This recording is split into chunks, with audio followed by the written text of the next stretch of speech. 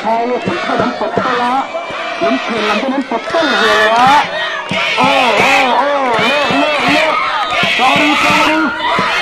เลยมาตูนี่โดนนี่เล่นต้นเลยต้นโอ้เล่ต้นเลยจ้าโอ้เล่น้ำเค็มเลยมาตกเลยจ้าโอ้มันเลยพาเราไปปวดเล็บเลยโอ้เล่ตีตรงนี้จังเรียบเดินจังเรียบเลยตีตรงนี้เล่จับตีนโซ่กันแล้วเสียบเลยแรงอันนี้อันจังสักมันคือมาสักตัวนี่ตกโซ่ลุงเขียนลำเต้เลยเล่มันเลยพาเราน้ำตกต้นเล่จ้าfakkat tiga di wana waksu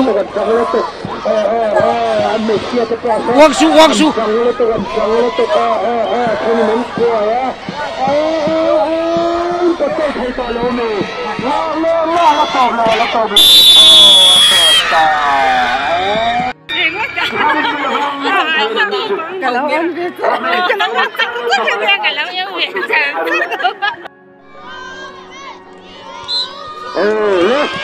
anh phân nữa cho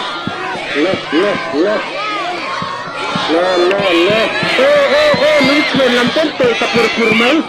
anh tệ tập được kur mấy masuk zaman itu mewah lah tuh ini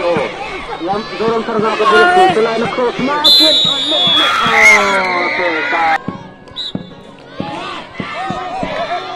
antum nữa to betul sebenarnya ini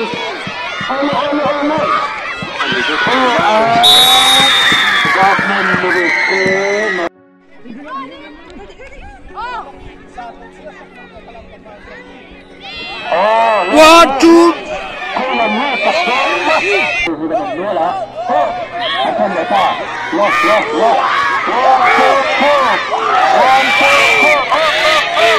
Anjahan cak alasan ni kalau susah ancang real